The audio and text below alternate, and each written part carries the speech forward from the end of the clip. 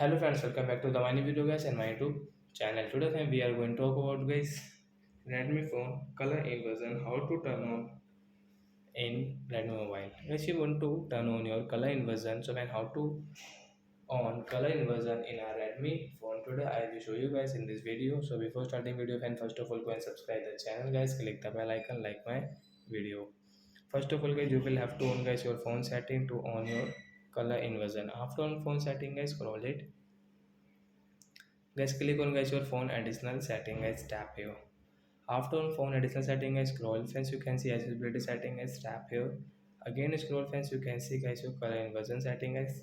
Friends, you want to on, so you can on from here. So we will on from color inversion here, and friends, you can see your everything will change in your phone. So as you can see your color inversion setting, your background will dark and skin color will change. So like that guys, you want to on your color inversion, you can on it. So that's it guys, thanks for watching the video, bye guys.